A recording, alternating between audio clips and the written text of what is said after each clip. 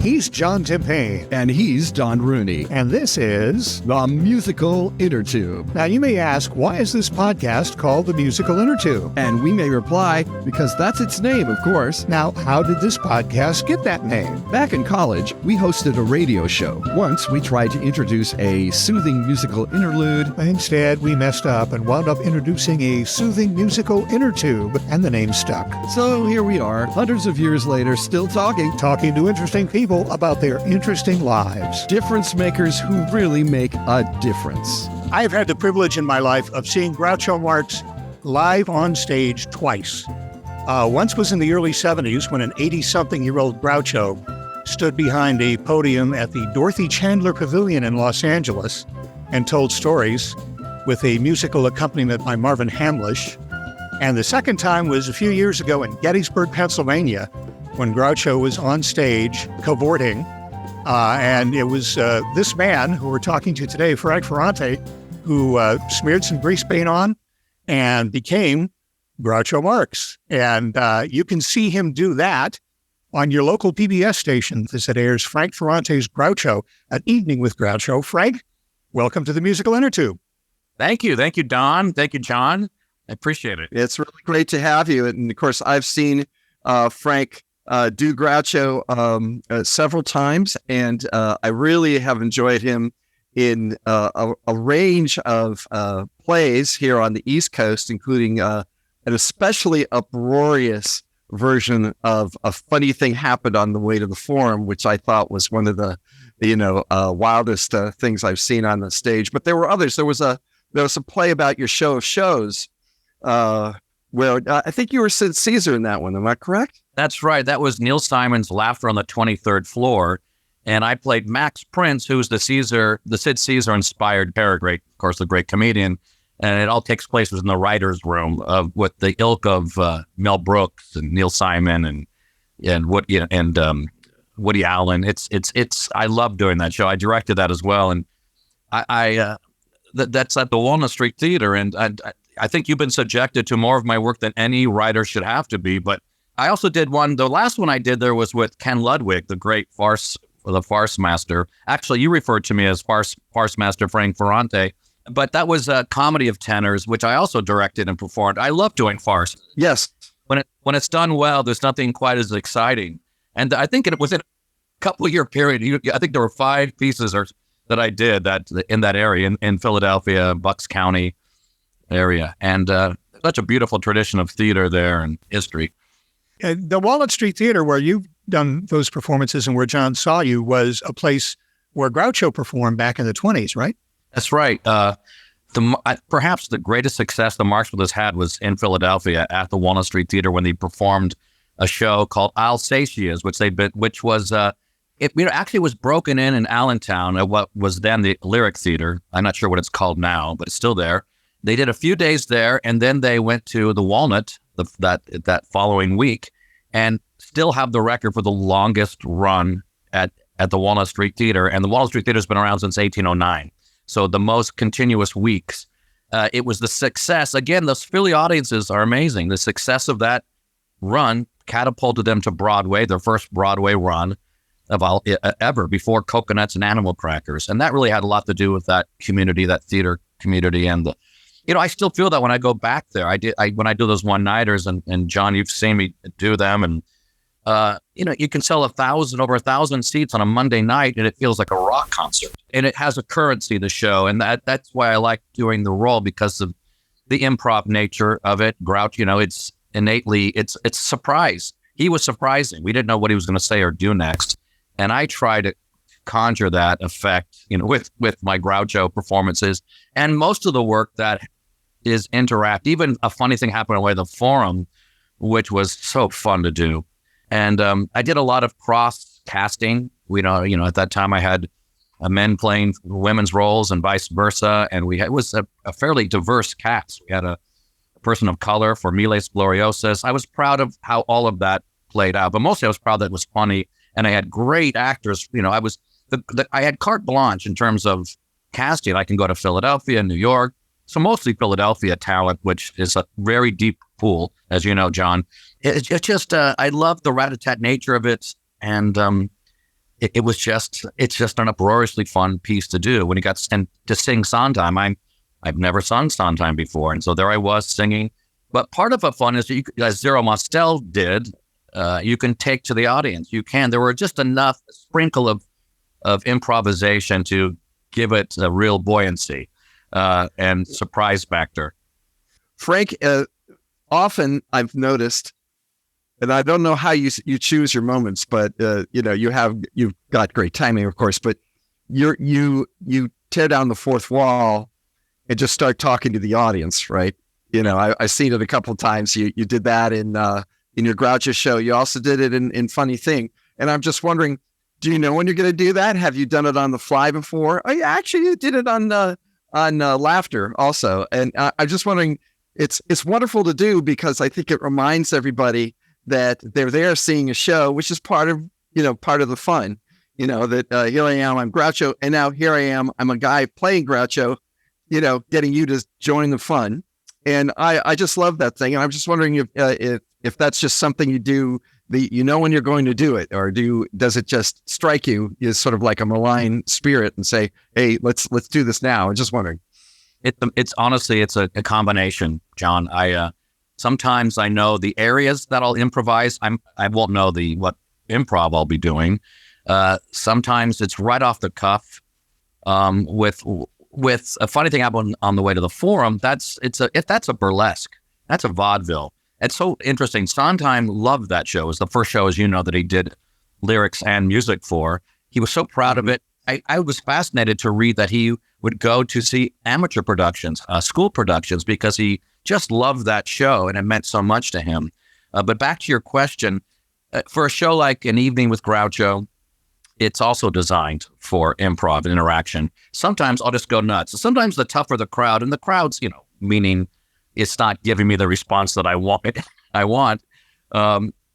That's when I find the most interesting material. And I've learned, I love performing before all audiences. I never blame the audience. A lot of performers do. I don't. My job is to convert them. And if I'm playing in 2:00 matinee, I have to understand that these are people in their 70s, 80s, 90s who aren't going to be rambunctious. And so my job is to still find a way to groove and to navigate the performance, and also try to do it for myself. I go out and I'll work that front row of seniors and try to elicit some kind of response, and new material will come out. I'm also seeing, on the other hand, on the other side of the coin, young people show up for these shows. When I was in Seattle for 3 summers, there were 20-somethings from the university that were showing up, and I have no idea why, except the fact that Groucho has an eternal quality, that he's irreverent and he's edgy and hip still. And somehow the word was getting out, and I think it could be the weekly papers that, play to a younger crowd, papers now online. But so to answer your question, the improv is a fascinating thing. I mean, we all have our secrets. We're like the interactive comics are like magicians. You don't want to give away all, but there are improv moments, John, that I use over and over again, that are in my pocket in the file. But I'm always looking for new ones, and if I find a great one, it may come back. But I really delight in discovering new improv. It's not set. The Laughter on the 23rd Floor was a set book show. I don't it feels like it's improv, but it's not, because of the nature of the subject matter, comedy and comedy writing.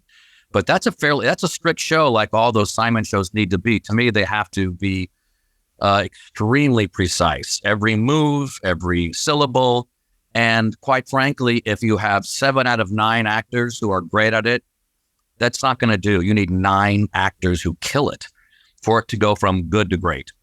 And that's hard to find these days, because his work it's happening right now with Plaza Suite on Broadway with Sarah Jessica Parker and Matthew Broderick. They're period pieces. There's a certain language to it, and actors don't always know the rhythms, how quickly that dialogue needs to spark. It's all fascinating to me. There's a lot of science to it, and I enjoy staging them, and I'm grateful to Philadelphia for giving me the opportunity as the Walnut, and for people like you, John, who recognize that, this is something a little special. This is different than maybe we're going to get elsewhere. And the truth of the matter is, we're in a tough business on stage, and we need spotlighting. I do so much on my own because who does it this day? I don't have a publicist or a manager or an agent. You want certainly your audience to recognize you and hopefully come back, but it helps to have advocates in the arts, in the media too. That makes a difference. It makes a difference to my work. That way you don't feel like you're working in a vacuum. And the truth of the matter, you want as many people to be exposed to certain entertainment as possible. I want young people to go, what the hell was that? I want to see more shows. I want to see solo shows. I want to go see more clowning. Maybe I want to do that. And that is something that has happened in my life at this stage after over 35 years, to have some young person go, I saw your show in Kansas City and I went into the theater. That's satisfying. Or I wanted to go into the circus, or I wanted to go into the arts, and I get that. And there's something quite, it's exhilarating comedy, and particularly improv comedy. And I was exhilarated when I was a boy, when I was watching the Marx Brothers. Yeah, and in that Groucho show, Frank, I've seen it, and I've seen the video that PBS is running now. You do go out in the audience, but I would say that almost reflects on a part of Groucho's career back when he was doing the game show, You Bet Your Life, and interviewing people. You had that same sort of thing where you'll pick somebody out of the front row of the audience and do a back and forth interview with them. That's true. I have the advantage of this kind of 72-year career of Groucho's to look back on. I have hindsight on my side. So the show that's on PBS, which I'm so proud of because it's the culmination of 37 years of doing that show since college. It's the culmination of over 3,000 performances. It's the culmination of over 500 cities and probably millions of people who've seen it worldwide. And now it's captured on film and will be on PBS for years. And it will be overseas broadcast on airplanes and PBS streaming. And, to me, as a stage guy, it's a surreal experience, completely surreal. I keep thinking I need to be at every channel, every station that's broadcasting it to promote it, to entertain, because I'm used to doing one-nighters around the world. And every one of those jobs has been hard-earned. So now it's just happening. It's in New York. It's in Los Angeles. It's in Paducah. It's insane. Someone in Fairbanks, Alaska is watching it the same night as someone in New York City. That really is pleasing. But to get back to your comment, Don, it's my fantasy. It's a fantasia. The show itself is storytelling, songs, improv, Groucho one-liners and bits, of course. But the interaction is very reminiscent of You Bet Your Life, when he would kind of almost warmly kibitz and then go in for the kill here and there and string along the contestants on the show, his victims or participants. And I've learned from him. I was listening to hours and hours of You Bet Your Life on radio and realized how fluid and contemporary his mind is. It works today. But when you listen to hours and hours of it, you go, oh, he has a contemporary mind. He's so loose and free and fluid. That's the word, because he knows where to go. He goes with where he needs to go. It's a beautiful thing. So the show that you'll see that John, you've both seen, but the film version's interesting because, Hamilton, they have millions of dollars to record that show, and it's a beautiful show. And of course, I love that piece. Who doesn't, right? But our little show that could was shot at the Cincinnati Playhouse in the Park, which to me was beautiful. It's a 2-time Tony Award-winning venue. It's in the Midwest, and that's where I started. In Kansas City, I got my first job, and I always loved audiences in the Midwest. There's no judgment. They give you a lot of love, and which I think is a terrific thing. I just finished Chicago with that. It's same type of experience where they're rooting for you. But with the way this is shot, it's a 3-camera shoot, and the director's Drea Weber, who also edited the piece beautifully. And so, what the great thing about this show, it's not a traditional straight-on proscenium shoot. The theater, the stage is an extreme thrust, so the audience is around me. So Drea, with a handheld camera, can literally walk behind me and capture me going into the audience. prowling around. And so it's an unusual hybrid. It doesn't feel like it's really difficult to transfer a stage show to the screen. And more than not, I think they fail. But I think this show gives a good sense of what it's like to be there live. And going back to your comment, Don, that's important because of the intimate back and forth quality of the piece. So I need to be Groucho in vaudeville, a young Groucho. Oh, Mr. Gallagher, what's on your mind this morning, Mr. Sheen? I have to have that kind of energy. Sometimes I'm doing old Groucho in the show. First, I would like to take a bow for Hoplo and Chico. I'm middle-aged Groucho, and you bet your life. The improv was devised in a way so you don't have to know who Groucho is, because the improv works whether you know who Groucho is or not. And then you come along for the education and the kind of just the whimsy of his presence. We'll be back to the show in a minute, but right now, let's have this wonderful musical interlude.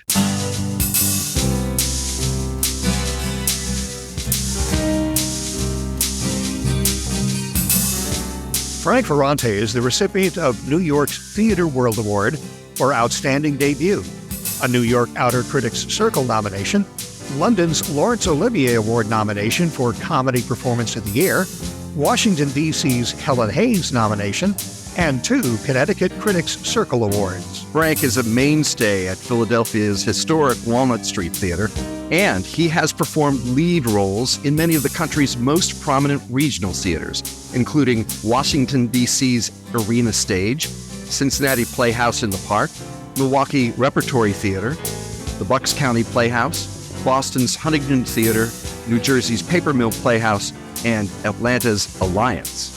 On television, Frank has appeared as a talking mime in the Emmy Award-winning Children's Hospital for Adult Swim, and he's provided voice work on SpongeBob SquarePants and Garfield and Friends. You can check out Frank online at eveningwithgroucho.com. And now, more of Frank Ferrante on the musical Innertube. Having an established character like Groucho, there are several times in that, and it does harken back to, for example, in some of the interviews he does in You Bet Your Life, where he just looks at the audience. Somebody hands him a line, and he looks and raises the eyebrows, and you know what's going through his head. And that's in the show, too, where you can give it expression and just do a little smile and a wink of the eyebrows, and everybody knows what Groucho should be saying or is thinking at that. Oh, that's so true. Well, that's some of my best. That's some of my favorite moments because it requires the least amount of effort in a way, which is just to respond, which is what we're taught. Listen and respond. And often the audience is much funnier than any performer can ever be because it's so honest and true and in the moment. I love that. And you're right. I love doing takes. I grew up studying in all of those comics of that era, and they're certainly not of our era, but we love them, those of us of a certain vintage. Jack Benny was a hero of mine. Just studying Jack Benny's timing, it's remarkable. And so I ingested all of that from the time I was 9. So those rhythms are in timings, but I loved all of it. But then again, I loved the comedians of that I grew up with in the 70s. I loved Mel Brooks, Peter Sellers, Woody Allen. These were heroes. Well, I think the 70s was an amazing time, as all of us can attest, because in that decade, there was, for several years, a real nostalgia thing where suddenly the films of the 30s that people hadn't seen for generations came back into prominence, partly because, I think, of copyright issues, but a lot of the Marx Brothers movies started, new runs and new prints, and you got to see Freaks, the old Todd Browning 1932 circus horror show, which is still horrible, by the way. It's one of the scariest movies I think I've ever seen still. But to see when the Groucho, when we were growing up, like when we were little kids, they were on TV. And then to see their movies again, a lot of them I had never seen before. I remember the first night I ever saw Duck Soup, and it changed me. I mean, I'm not even joking. I mean, it has haunted me. It's so funny and so anarchic, right? It's almost like nobody knows themselves on the set what's going to happen. That whole sequence making fun of Paul Revere's ride where Harpo ends up in bed with a horse. And the entire scene starts with a pan of the bottom of the bed where you see a set of shoes and then a set of horseshoes. Right. It goes one step further and then completely off. Suggestion that they are creatures. They're not of our rules and world and realm. It was always there. Groucho to me is a superhero. He is not, he's on his own frequency. The Marx Brothers are on their own frequency, obviously. And they're, they've landed on our planet and they're going to and infiltrate. But I agree. I found them exhilarating. I found their humor addicting. Obviously, I'm still to the point where I wanted to be part of that world specifically, but also wanted to be in comedy, the comedy arts, whatever you want to call it, the theater. I wanted to be, be part of storytelling and imagination, and that's what I do. I'm fortunate that I have this through line with this particular role. I'm proud of it, because I respect the solo. I'm crazy about the solo historical form. I always talk about. I'm always referencing Hal Holbrook's Mark Twain. Hal was a friend of mine in the last 8 years. He passed away a year ago at 90, almost 96. And I was studying that form when I was a boy, putting together the Groucho as a college project. And I was discovered at USC by Groucho Marx's son when I put on the first version of this Groucho show. That was my entree. And then he hired me. And then within a year, we were in New York. I was in New York and London playing my hero, Groucho Marx, on stage. So in Arthur Marx's show, which was called Groucho, A Life in Review, I played Groucho from age 15 to 85 in that. So when you talk about seeing him in Los Angeles at the Dorothy Chandler Pavilion, I think about old Groucho and Groucho at Carnegie Hall. But I loved him. He was a father figure, a grandfather figure to so many of us. It's the grandfather you wanted, really, in a way. And he was armor for so many of us shy kids, went into the arts, into journalism, into acting, because we're looking for a way to express ourselves. And here was a fearless beast named Groucho Marx who said, you can do this. The world is different. You can see it differently. And great artists, great comic artists, I think, take us there. He took me there, and I've been able to do so much beyond certainly that role that I never expected from this character, this Caesar character that I've been doing for 20 years, which is very much burlesque and vaudeville in the Cirque realm, to being able to approach Simon Peace, as you've seen me do because of the George S. Kaufman influence, who wrote for the Marx Brothers. I'm really glad. Yeah, and Ken Ludwig actually told me that. He said, he talked a little bit about creating farce and the high art that's involved in that. And I know that there are a lot of people who think of farce and think, well, it's a low art form, And I had a guy tell me that, he didn't like Noises Off, for example, which is a tremendous farce when it's done correctly, and a very, very difficult farce to do because it's so exacting in terms of staging. And this guy, he played Bach on the piano, right? For his spare time, and he thought that that farce was a low art. On the other hand, I think, and I have to repeat something we were talking about just before the show. Frank, Don, and I were all kids not far from one another. We didn't know one another, but we grew up sort of in the same general area, Southern California.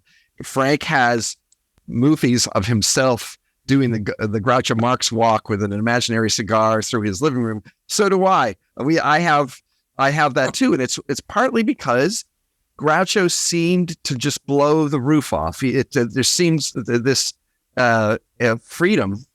It made you feel that anything was possible. That that it almost you use the word Superman, and I know what you mean. That there was this sense that through language, through physical humor, through satire, right? And he always said that they never did social commentary, but it came out being that way a lot of times. If to war, the country's gonna go. Oh, Heidi, Heidi, Heidi, Heidi, Heidi, Heidi. Oh, it's still, I think, one of the great anti-war films ever.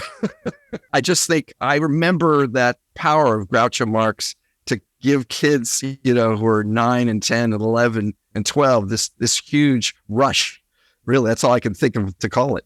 Right. And I've met a lot of these, you know, I've traveled so often and to so many places, John and Don, and I meet these people. I'm on the younger end of, you know, I was 11 during that 9, 10, 11, when he was making this comeback, had this renaissance. And I know I've met so many people, my peers and older, who remember him well. And when he passed, we cried. Literally, I remember that night putting a pillow over my head and crying. I have spoken to dozens and dozens of my peers who've said the exact same thing to me. I thought I was the only one. I know a friend of mine who was 10 when he passed away, great opera singer. He said, "Are you kidding? I lost it." We didn't expect that because we couldn't separate that artist from the man. It was Superman. It was like age was his kryptonite. I loved, and you don't just like them. You either love them or not. Right. And you know, when you were talking about his renaissance in the 70s, when the movies did come back, that's when I was in college. That's where I got hooked. There was a kid who had a 16 millimeter projector, and he would show the old films in his dorm room on a sheet. And in order to, I don't know, we had a little group going, and it wasn't a formal group, but part of the entry was you had to learn all the words to Lydia the Tattooed Lady. But also, you know, just all of you're right. Groucho's personality sort of seeps in and becomes a part of you. I remember when Groucho died, I was working in radio, and he died, I think, less than a month after Elvis died. No, within 2 days. Yeah. Or 3 days. Elvis died on the 16th of August, Groucho the 19th of August. Yeah. And in radio, of course, we were all doing Elvis tributes when he died. So when I went on the air, I said, I'm going to do a Groucho tribute. So I had the news person set me up with lines. We must increase the tax. Well, you know, you're right. You have to take up the tax before you take up the topic. Mm-hmm. Yeah, and I did that, and every break I possibly could, because that was my way of giving tribute to him. And I had people calling in saying, "Where are you getting these jokes?" And I said, George S. Kaufman. But the personality kind of settles into your bones. Do you find that when you're doing Groucho on the stage? Well, I've been doing it for so long. It's in me, and I'm not even sure how it happens anymore.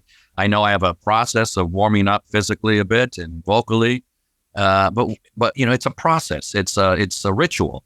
As I put on the coat, as I put on, you know, as I do my hair, as I look in that mirror, I realize it's a meditative process that I could never really consider. It just is. And by the time I'm out there, I become Groucho. I start out as Frank Ferrante, and then I become Groucho before the audience, as you know.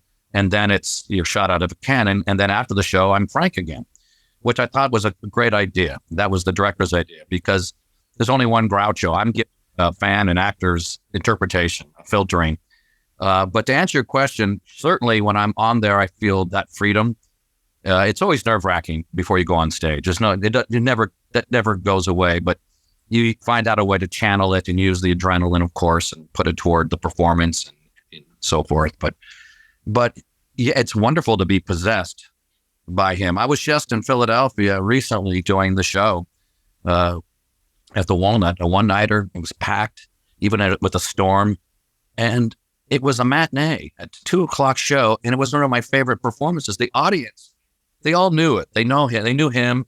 Were familiar with me. I walked out before I even put the makeup on, and there was this lovely round of applause that just came from acknowledgement of, I guess, my presence there over the years. And that felt great. So that took me into the Grouch. That helped take me even further into the experience, when you realize, oh yeah, we're all here to have a good time. We're around the fire, so my point is, I felt the audience buoys you, the material buoys you, the laughter buoys you, and it all serves the persona of being Groucho. You know, people ask my kids, "Is that your dad that funny?" He's like, "Nah," and they kind of go, "Oh yeah, sure he is." They know better. Well, now, is that a problem? You know, we've heard that from actors before, that they get stereotyped. You've done a wide range of characters on stage. Are you afraid that that everybody will remember you as Groucho and maybe not some of the other characters you've done? No, not really. At some point, it's a great question, Don. At one point I thought, well, maybe I should stop doing this maybe 15 years ago. And then I had a really nice compliment and I was looking for a sign at the time. I thought, you know what? I don't want to be just the Groucho guy. But it's changed in 15 years because of this other role I have. This, as I mentioned, multiple roles. But then I got a great compliment from Sean Penn, who said, Frank, you've got 1 foot in yesterday and 1 foot in today, and you make it all your own. And that was all I needed to hear. In other words, this is yours. You're not an imitator. You're an actor, and keep it going. And he'd seen me in 2 pieces. He saw me do an evening with Groucho, and Sean had seen me do Teatro Zinzani, which I played this wild Latin lover character, which is in this burlesque dinner cabaret show, which still is playing in Chicago. So he was familiar with the kind of style that I was trying to evoke, which was of a vintage, but still has, I hope, an edge, that it's still dangerous. I'm not a fan of tribute shows per se. I love a good one-person show, whether it's John Leguizamo or Lily Tomlin or Spalding Gray or Bogosian or Anna Devere Smith, and I like the historical solo shows like William Wyndham. I saw it's James Thurber and of course the greatest Hal Holbrook and Twain. So anyhow, I digress. But to answer your question, no, you don't. No, digression is good. Digression is good. Ask Groucho anytime. It's a digression can help you. I am very much encouraged by your sense that when people in their 20s get exposed to this and they get on the wavelength, that they like this too. I've watched my kids. They were big fans when they were little because that's what Daddy was watching, so they watched it too and they thought he was funny. They didn't know that his eyebrows weren't real, or his in the early, at least in the early movies, they didn't know that it was grease paint that made the mustache. He grew that in later, right? And it makes me feel good to think that that this will keep going. There is something very deep and eternal about what he and his brothers did. I just think, it just goes back to very, very deep well springs of human humor and thought about life. I am completely with you, John. And it thrills me too. I'm getting lots of, on social media, I'm hearing from a lot of people, young people, teenagers are loving them too. That's understandable because they are free. And it's not easy, particularly now. I think it's a real challenge, the world that we're in. And again, I think they're serving the same purpose as they always have. They free us up and they allow us to escape. And they are dealing with something very core. They are playing outsiders, invading society. We all feel marginalized. We all feel like outsiders.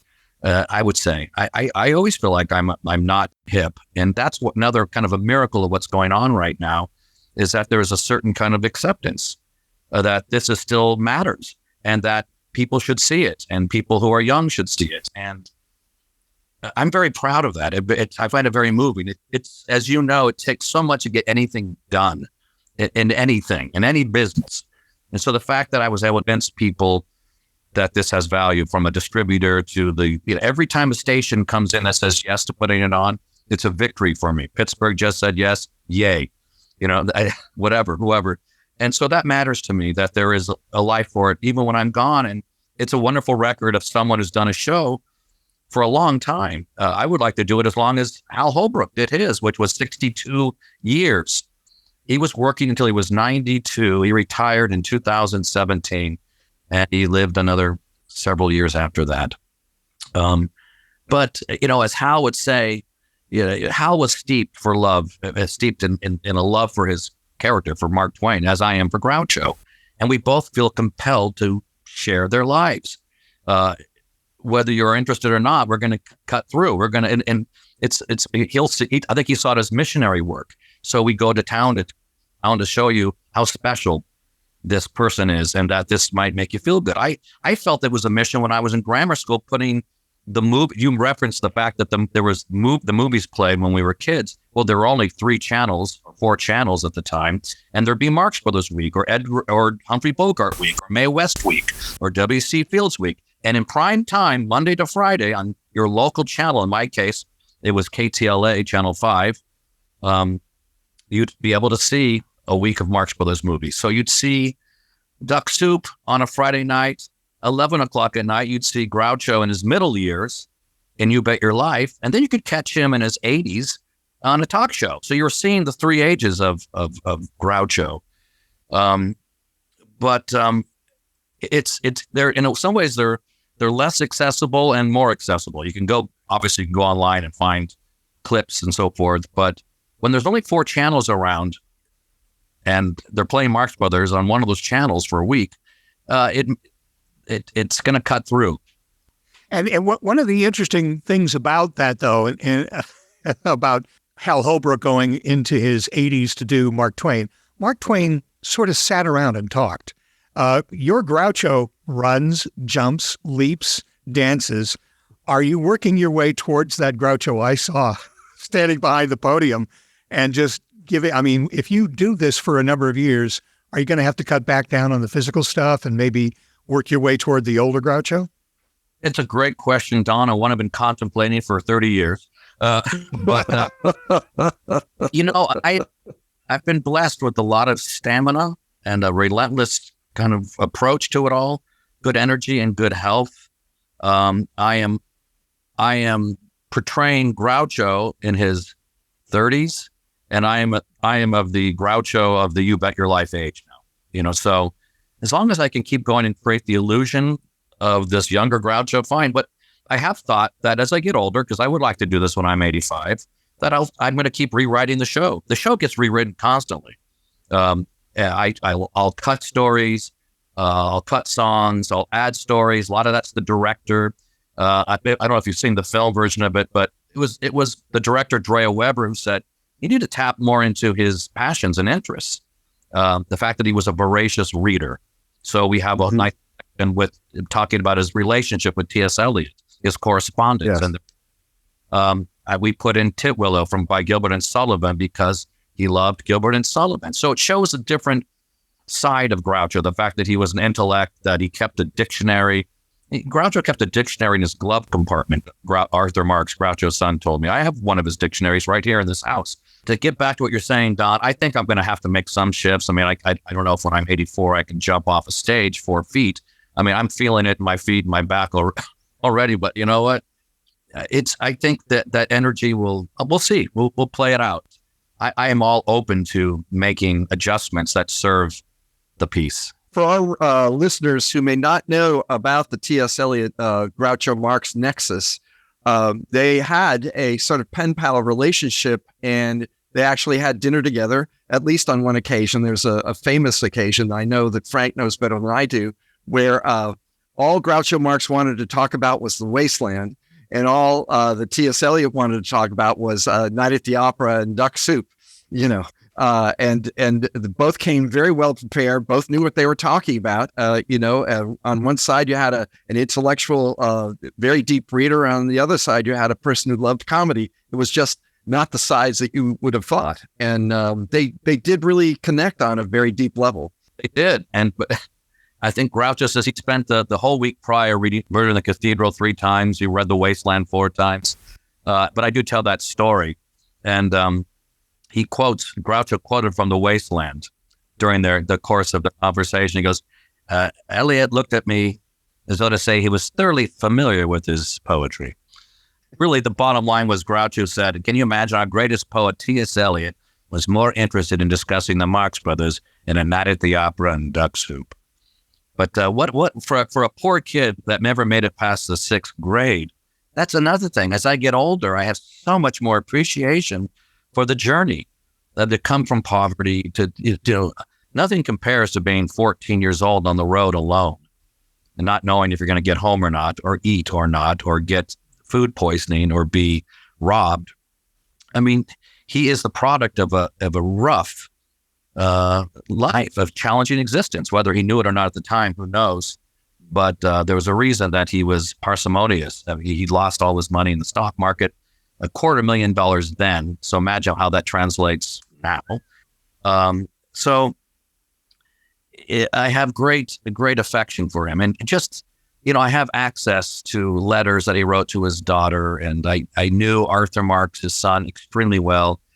We were like family, and I knew his daughter Miriam Marx Allen extremely well. They were family. They came over for the holidays. They knew my grandmother. They knew my parents.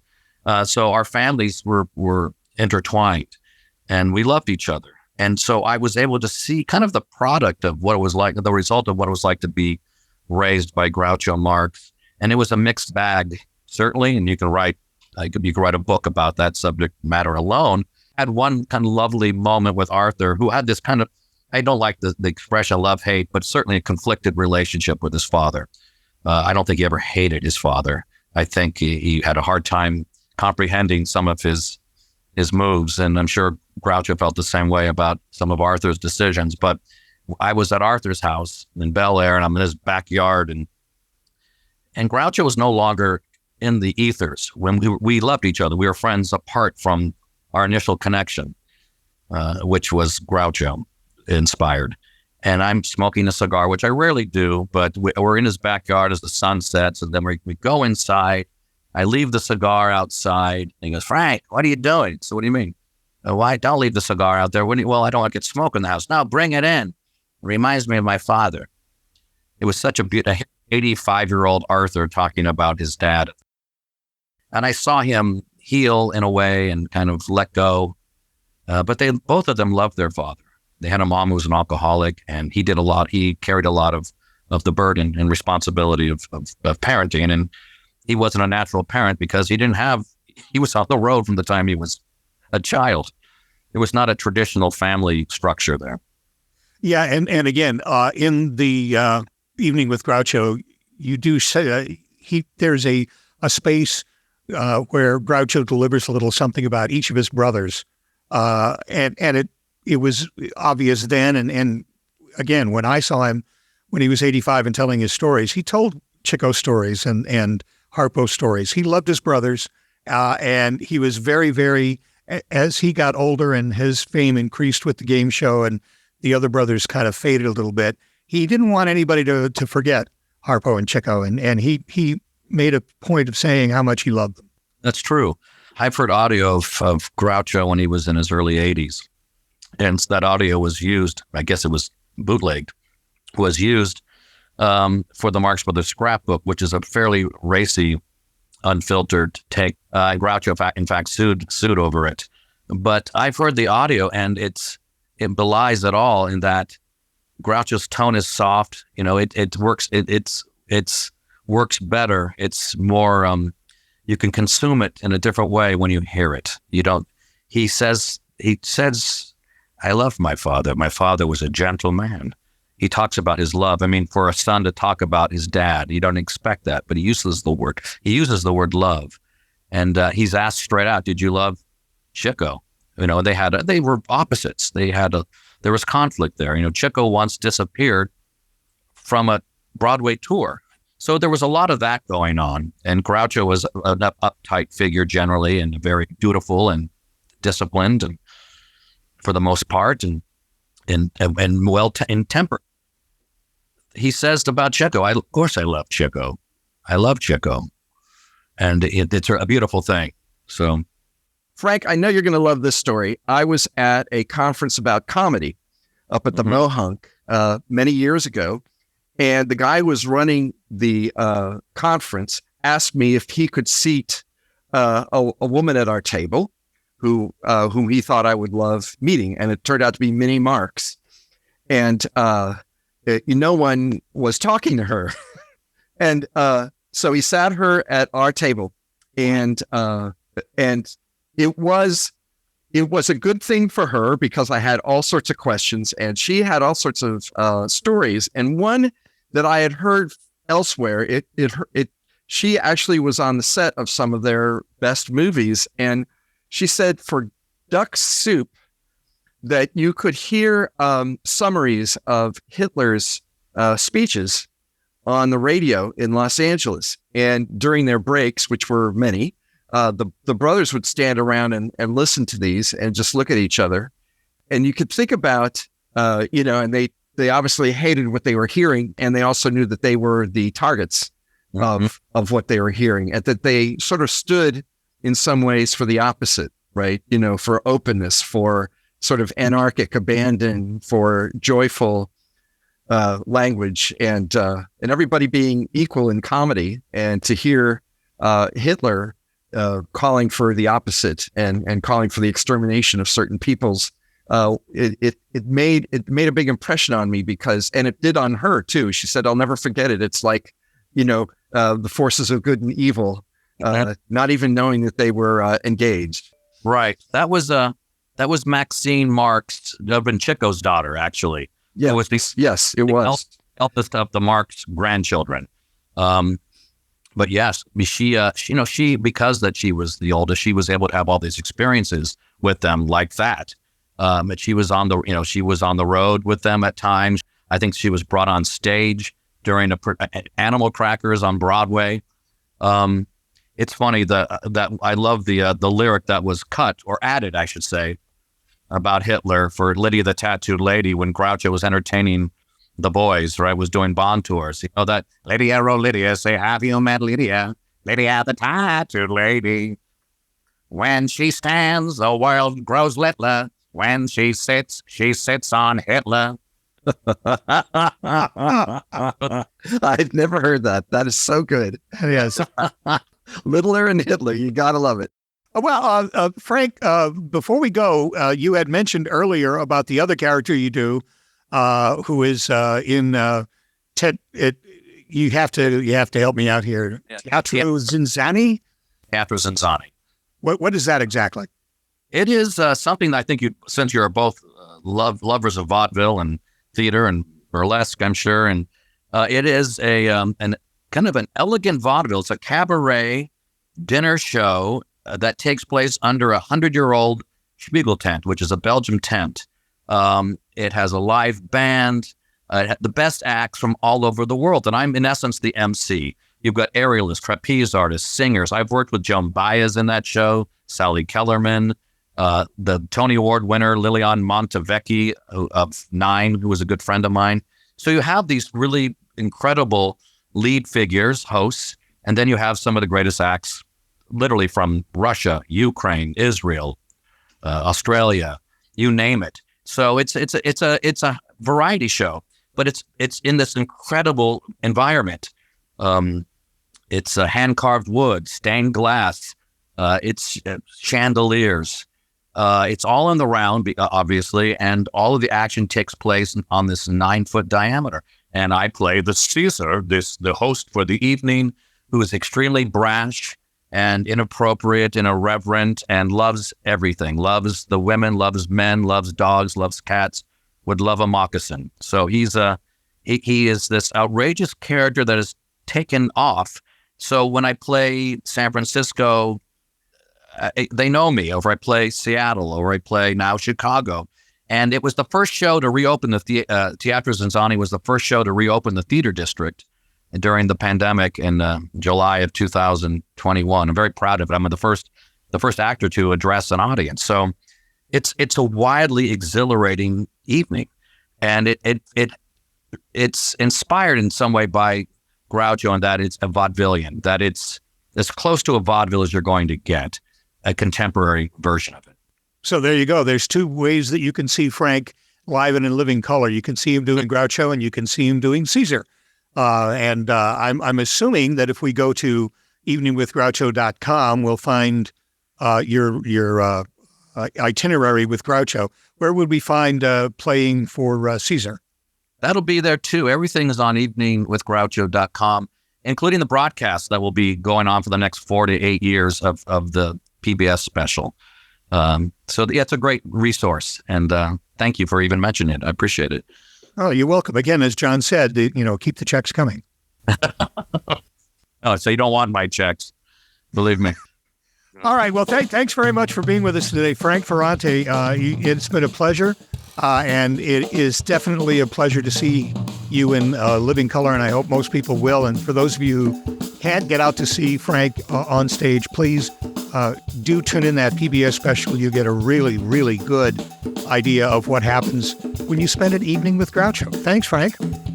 Thank you, Don, and thank you, John. Take it easy, Frank. Thanks again. We must be going. How would Groucho go out on that? Hello, we must be going. We cannot stay. We came to say we must be going. We're glad we came, but just the same, we must be going. La la. Thank you. You're welcome. And thank you for listening to the Musical Innertube. Our lovely little podcast is available everywhere good podcasts are found. Listen on your favorite platform, and if you like what you hear, please give us a good rating. And spread the word. Tell your friends about the Innertube and let them know they can subscribe to the podcast on our website, musicalinnertube.com. There you can listen to all of our podcasts, see pictures and biographies of our guests, and contact us. You can even click on the microphone button in the lower right corner to leave us a voicemail. And don't forget to leave your email address on our Talk to the Tube page so we can stay in touch. And you can email us directly at musicalinnertube@gmail.com. And as always, thanks to virtual band Car Radio Dog for our theme music.